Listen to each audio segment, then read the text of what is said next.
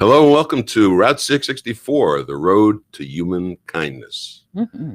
I'm Les Winston. I'm your host. I'm also the national spokesperson for socialsecharity.org. Socialsecharity.org.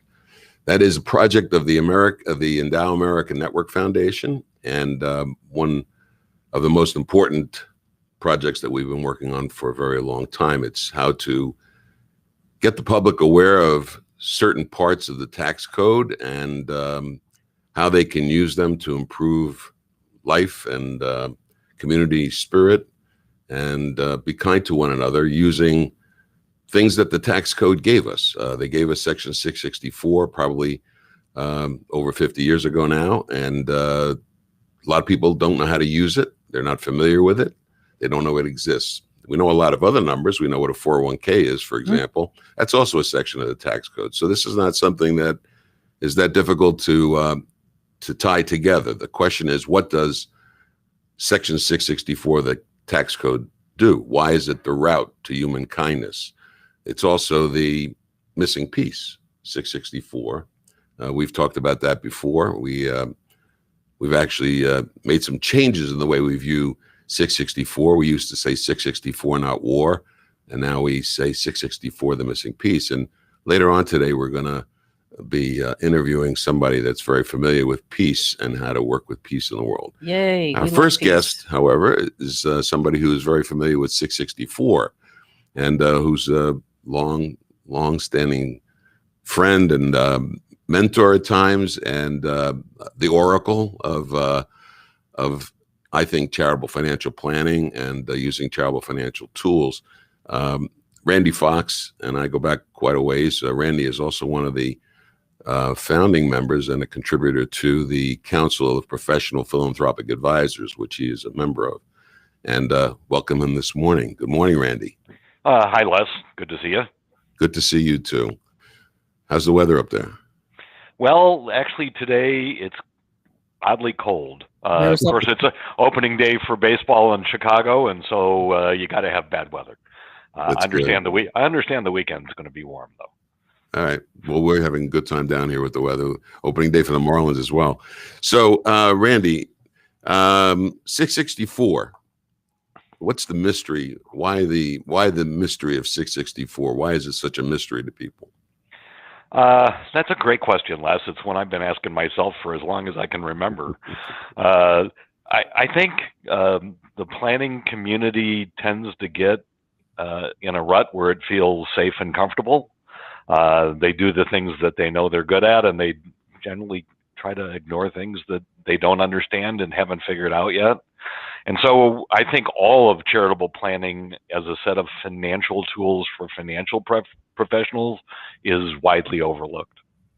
And there's very little discussion about it. We're going to be the pioneers in that area. We've actually coined the term social charity to identify it, and we're trying to get it into the public psyche as we do, even if it was like a hula hoop. You know, somebody needs to let people know that this exists in large numbers. Now, if that were the case, how would the advisors in the community help their own clients understand the features of what 664 is all about? How would that come about?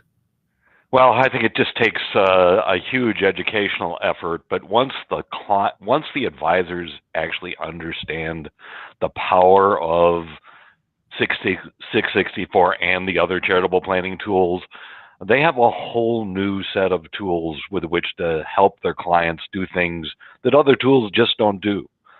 First of all, when you give money to a 664 trust, you get a charitable income tax deduction. Every client who I work with is always looking for a way to save income taxes, and they do all these kind of crazy off-the-wall things that make no sense. And here we have this code section that just says, here's what you get if you give us this much. It's this easy. No rules to break, nothing very risky, pretty simple, straightforward things, and yet most people ignore them. Secondly, they can sell assets that are low basis, highly appreciated, and they can pay no capital gains tax. Again, another set of taxes to avoid or delay, which again, everybody I know is always looking for ways to avoid taxes. And so the other part to it, however, the human kindness aspect of it, the fact that you're going to be able to create somewhat of a legacy, does that play a big role in people's thinking with regard to these devices?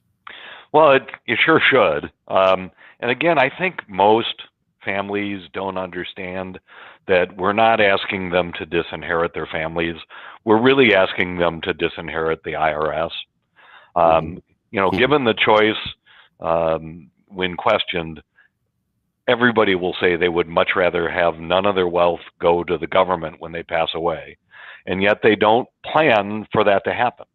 And so, what we say with interposing these types of trusts is, hey, listen, we don't want you to disinherit your kids. Disinherit the government and put it toward causes in your community that you believe in, that you support, that speak to you and speak to the memory of you that you want left behind. So in your role, you're actually an advisor to advisors. That's correct. And your role in working with other advisors, are you able to, do you see the advisors, once you've worked with them, is the receptivity to the idea of going forward, isn't that made a lot more acceptable? Isn't it more comfortable for them once they know how it can be done?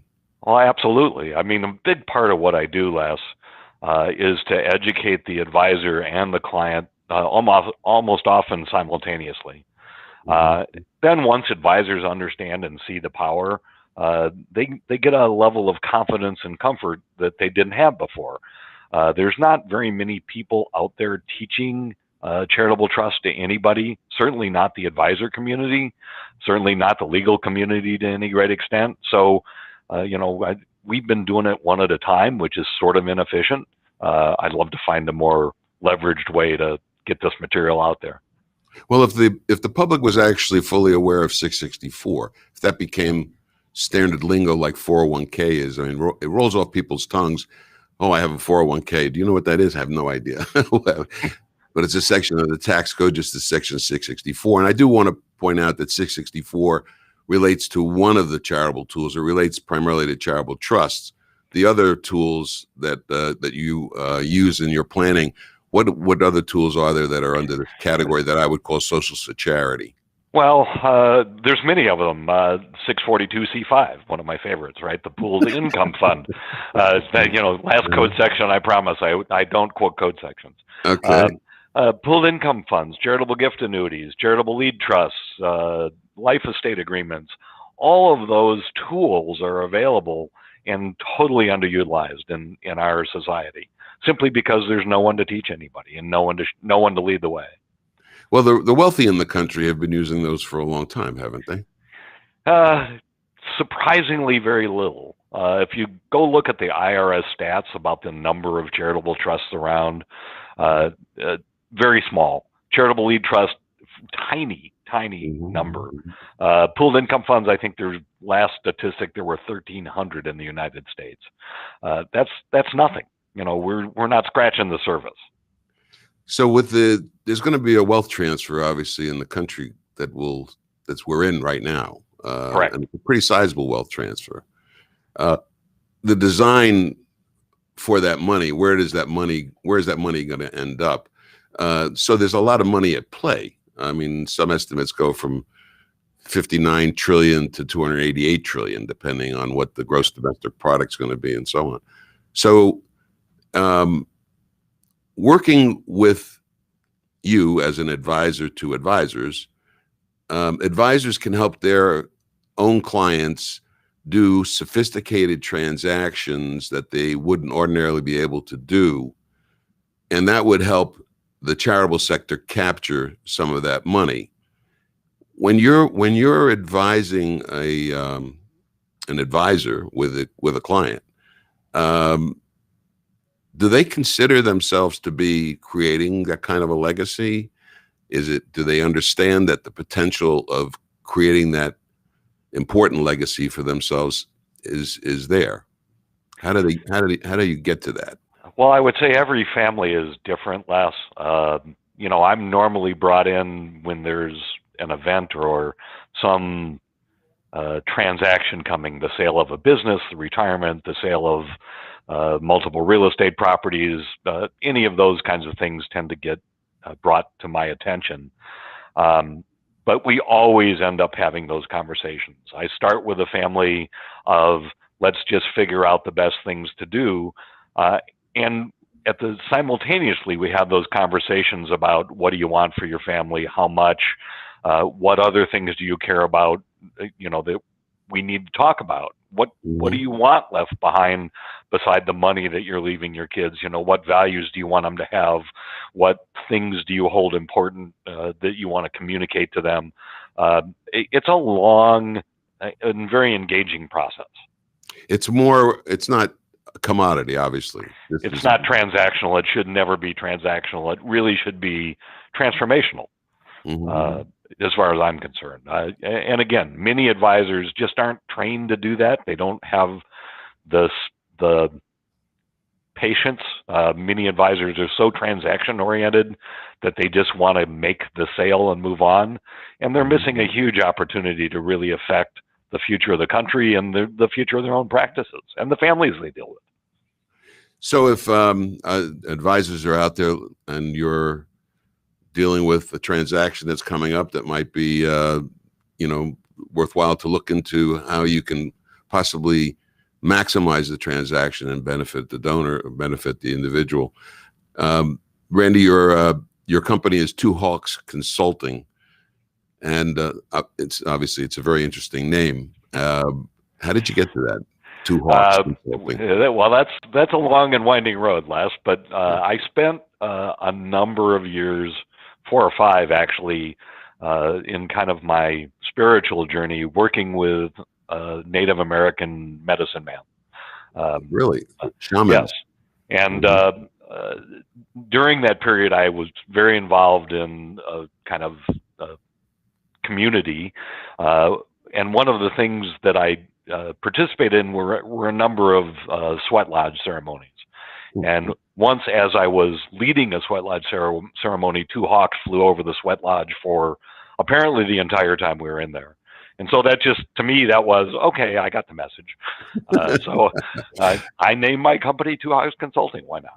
Very spiritual. And it was quite a remarkable experience, quite a remarkable time in my life. Well, it's remarkable to talk to you, Randy. Thank you very much for joining us this morning on Route 664. And if I'd like to be able to get folks directed to you, and they can find you on the socialcharity.org website. If you go to find an advisor, you will be able to find Randy there. You can also give us your contact information, whatever you want to provide right now. That'd be fine. You can get me at twohawksconsulting.com, or Randy at twohawksconsulting.com is a direct email address that'll get to me. Telephone number 704-698-4055 if someone wants to call. Okay, very good. Thank you, Randy. Thank you very much for your time this morning. Les, great to see you. Great to be here. Yes. Take care. So long. So long. So there you have a member of the Council of Professional Philanthropic Advisors, Randy Fox, who is 2 Hawks Consulting and is an advisor to advisors. So if you're an advisor out there and you're wondering whether or not there's something that you could be doing for a client in a situation where they're involved in a transaction now or in the near future, you might want to check out Randy's ability to help you. That's part of our building our endowment in this country, because the work that Randy does ultimately results in endowment. That's a legacy that's left behind. And our next guest is also a friend of mine for a long time, and also a member of the Council of Professional Philanthropic Advisors. But he's from a different side. He's from the charitable side, the charity side. Barry Nickelsberg is the executive director, I believe, for the Carter Foundation, Carter Center. And Barry joins us now. Good morning, Barry. Good morning, Les. I'm Chief Development Officer for Estate and Gift Planning. Exactly what I said. Yeah, exactly what you said. To the letter. Good to see you again. Yes, we're having trouble seeing you. I wonder why. Hang on. Okay. That didn't seem to do anything. It says my camera is on, but it's dark. I don't know why. Okay. Try this. So let's. I would love people to see your face, and but it's not available right now. So we'll deal with this like we are on radio, which is fine. So Barry, good morning, and how are things at the Carter Center? They're great. We had a year ago today, to be exact, on April 1st, the country was learning how to live in a nightmare scenario. Yep. And nonprofits around the country, if not around the world, we're all saying the sky isn't falling. It has fallen. Mm-hmm. Life as we know it is over. Theaters, museums, cultural institutions, educational institutions all shut their doors. If you got to see anything at all, it was remotely. The Carter Center was no exception. Yeah. We wanted to make sure that everyone was safe, and so people started working from home, and it was an experiment. It was, let's take the month of April and see if we can make this work when we're not all in one place. How's that working out? Worked out far better than anyone except me ever thought possible. Well, you're an optimist. Well, I am an optimist, and I've also had, because I've been in this business almost 50 years, I've seen ebbs and flows, and I have seen trends.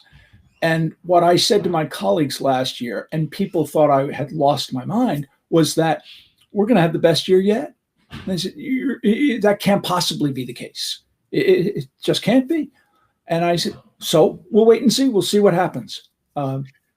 So the Carter Center is we had the best year we had. So. Yeah, the Carter Center is the creation of former President Jimmy Carter and First Lady Rosalind Carter. Yes. And was created. When did it start, actually? 1982. And the mission, if you would, of the Carter Center. The mission is to help democracies develop peaceful scenarios. So whether it's in the Middle East or somewhere in Africa or Latin America or anywhere where two sides are really at conflict, that we can step in and help mediate and find a peaceful solution to whatever that issue is. And the Carter Center works around the world. Right now, we're in 72 countries doing exactly that. We also, in 1986, took on health initiatives to get rid of, to eliminate. Well, there's a picture of me. That's weird. That's an old picture. You look very young there. You know, I still am very young, even at 70. We're trying to eliminate 5 neglected tropical diseases from the face of the earth. And we've come so very close, at least on one of them so far. Guinea worm in 1986 affected 3.5 million people. Mm-hmm. It's a worm that's found in water. If you ingest, you drink the water, you ingest this parasite. It grows to 3 feet in length. Inside your body, emerges. It's just horrific. It was actually called the fiery serpent in the Old Testament. And sounds far worse than COVID-19, actually. Yeah, I'm just curious. You're out there where you're dealing with these major. I'm sorry, I didn't mean to interrupt you, but dealing with these major diseases around the world, and probably 90% of the people have never heard of the diseases, and now we come upon this last April on the COVID-19 thing. I mean, that's just it's kind of, it would be disheartening to anybody. I'm happy to hear that that your optimism is still there, and hopefully it will continue. When you're more so than ever, Les, really. Just to finish the point on guinea worm, went from 3.5 million cases in 1986. On December 31st, 2020, there were 27 cases left. So that's accomplished by money, or is it accomplished by providing the funding to organizations that are dealing with it? Is it hands-on by the Carter Center? How does that get accomplished? People invest in the Carter Center by 664 or charitable gift annuities or all pooled income funds. Even I had heard Ray speaking, and unlike some others, we've been very successful with some of these planned opportunities. Mm-hmm. And people often look to us and say, well, how did you do that? The answer is, I told people about it. Right. They didn't know. It just didn't, you don't know what you don't know. And I regularly hear people who have excellent advisors say, I didn't know that. How come? Well, I can't answer how come, but I can tell them what the law allows and have them go back and speak with their advisors. And regularly, I will get a phone call from the advisor saying, what is this exactly? And so we spend perhaps half of our time speaking with donors who I think of as investors, really, as social impact investing. And the other half of the time is spent with advisors trying to explain to them how this is done. And whether it's a remainder trust or a lead trust or a gift annuity or even a simple bequest. If advisors don't understand how these mechanisms work and what advantage they may hold for their clients, they're never going to discuss it with them. You see what you know, according to Goethe. So obviously, if you don't know about it, you can't use it. And in your role, you're a leader in that regard, trying to get people to understand that this is available and how they can use that to help everybody. Well, so we've been talking, one of the original things we had here was 664, not war.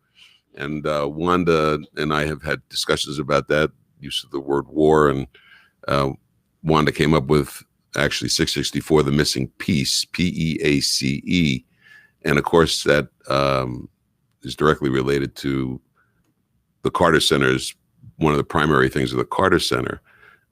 So are we headed towards a peaceful world? Are we headed to this era of human kindness? Are we in the era of human kindness? How do you see that playing out right now? I think with autocracy gaining a foothold around the world, it's very hard to see how human kindness is going to prevail.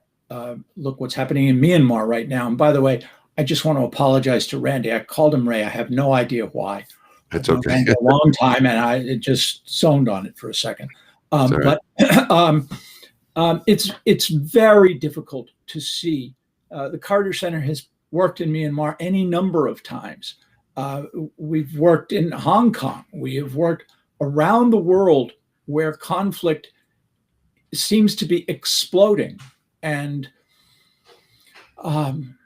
unless the world moves away from authoritarianism, it's going to be very hard to find a solution that will embrace human kindness. Really, right now, we're almost diametrically opposed to it in many societies. Not necessarily here in the United States, but you can look around the world and see where individuals are really in leadership for their own benefit and not the general public. So if that's the case, and the work of former President Carter was, of course, had a lot to do with peace in certain areas of the world. How is former President Carter? How is he doing? He's remarkable. At 96, and Mrs. Carter is 93. Wow. They have proven that you can continue at any age making an enormous difference. And I often meet people who say, well, I know that he builds houses. Well, and he does once a year for 1 week out of a year. He will build with Habitat for Humanity. But the other 51 weeks out of the year, he's well entrenched at the Carter Center. For the past year, he and Mrs. Carter have been living in Plains, Georgia at their home because they needed, at 96 and 93, they needed an environment that was secure. And fortunately, they were able to maintain that. But they are still very active, and they have been able to share their vision, which President Carter's very first book was called Why Not the Best? And while it's not required reading for everyone on staff, it should be, because unless you're giving your best all the time, you're not trying hard enough, and you're not respectful of the others, whoever they are, whether it's a general populace or a one-on-one meeting. And so the modus operandi of the Carter Center is be your best all the time. Whether we're being part of the Carter Center or not, it's a corporate philosophy, if you will. And because of that, donors, who I think of as investors, really do get something back for their investment. They are investing in an organization that prides itself on honesty. And I'll just give you one very quick story on this. A couple of weeks ago, we had a woman, a donor, current donor, tell us that she wanted to establish a $100,000 charitable gift annuity. That's nice. But we asked a few new questions, just a few, which we always ask. Well, how is this part of your estate plan? And we learned all too quickly that the $100,000 represented all of her cash, every penny of it. Wow. He said, no. As generous as that is, you can't do that. And, let's think along perhaps $20,000 or even $10,000. And we gave her all the reasons why. And she said, okay, I'll go away and think about this. And she came back and she said, well, I just need to let you know that I've had that conversation with any number of organizations. You are the only one who told me to step back and think about something considerably smaller for my own good. Well, I've got news for you. I've got a heck of a lot more than $100,000. And now I'm going to do that annuity with you. So we didn't. Just be honest with people. Just be forthright. Just let them know what they should know about your organization. And if you're honest, you can sleep well at night. I appreciate that very much. Coming from a very important person in the whole scope of the Carter Center, and I. Very happy to have you on this morning, Barry Nickelsberg with the Carter Center. If you want to, yes, sure. I have a quick question, and I'm just going to digress for a little bit. But we don't hear about Amy Carter much anymore. How is she working with the Carter Center? I feel like I kind of grew up with Amy. Just want to catch up on the legacy, the other Carter. Amy is doing very well. She and her family live close by in near Atlanta, and we see her on a very regular basis. And amazingly enough, after all these years, you could still tell her instantly. I bump into her at a Publix grocery store sometimes, or at least I used to when I was out shopping. And there's no question she is who she is, because she still looks very much as she did 50 years ago. Remarkable. Good for her. So having a purpose in life is probably helping the Carters to maintain their longevity as well. Not that he didn't have a lot of purposes before, but in any case, Barry, thank you very much again for joining us on Route 664, the road to human kindness. And hopefully that road will maybe take a bend and we can see human kindness up in the future.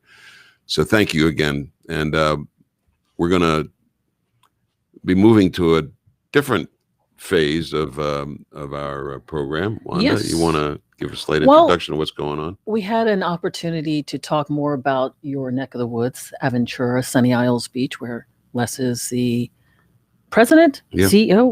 President. You're the guy I'm the guy. to talk yes. to about chamber issues. Yeah. So we had an opportunity to add and talk more about what the chamber's doing in Aventura, Sunny Isles Beach, and Joe Gabris. Gabris. Gabris. Yes. Oh, I like Gabris. Yeah, Gabris. That's very Very French. Yes. Is that French or Yeah. Italian? I don't know. Italian. Somewhere over there in that continent of Europe. Yeah. But he should be joining us shortly, hopefully. But meanwhile, you can tell us what's going on with the chamber. And Sure. At the Aventura Sunny Isles Beach Chamber of Commerce, we've been working very closely with this project, with the Endow American Network Foundation project, more specifically with regard to using social charity to improve the schools in our area in Aventura and Sunny Isles Beach, and to improve the education for our children there. We feel as a chamber that that's a very important role for the Chamber of Commerce. It's a way for us to make sure that our community is doing the best that it can. And a Chamber of Commerce being a mix of both businesses and people who are in business who don't necessarily own a business. We're unique in a sense that we have a couple of membership categories that other chambers generally don't have. We have a good citizens category, which is really available to anybody, whether they own a business or not. It's an inexpensive membership for people to become part of the chamber, to go to chamber events. One of the things that I remember as a kid, if I wanted a job when I was a 15-year-old, I would ask my dad who he knew, and if he knew of anybody who needed an employee, and that's how I got a job. And so the way that comes about, it's through personal contact, through relationships. So we opened up the Chamber of Commerce to have individuals join as well as good citizens, and that's good for them because they can get to know the business owners get to know them, and as long as there's a relationship built in this form of common membership, they have a better chance of being employed by that employer and so on. So we're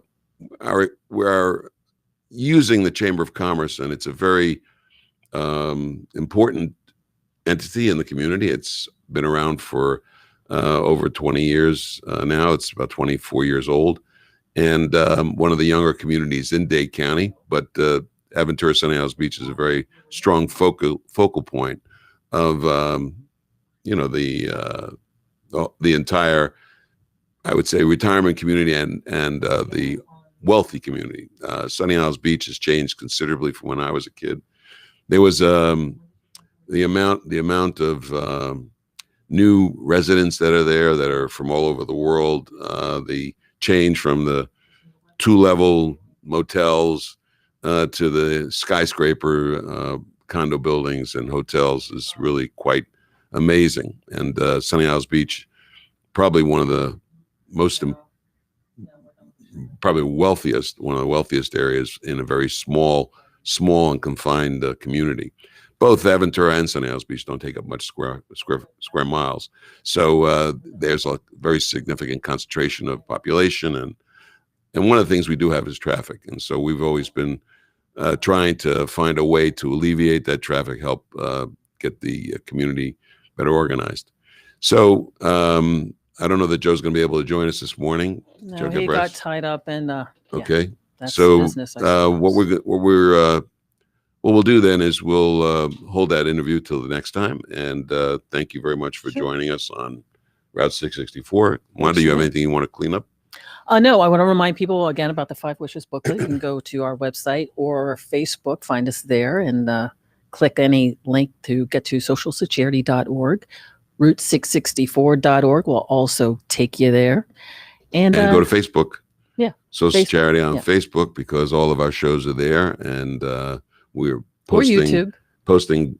great comments, quotes. Any questions you have, please post them on Facebook, and I will direct them to yours truly, Les, and we'll get those right to you. Yeah. Also participate in the blog that's on our website on socialcharity.org. We've got a wonderful group of people who are working behind the scenes to make this come true, this ultimate dream of ours to endow America for $30 trillion and replacing the national debt. That's a big problem. It's only getting worse as we go along. Anyway, Oh boy.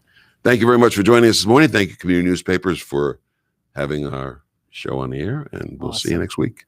Thank you, Tommy. Thank you, Tommy.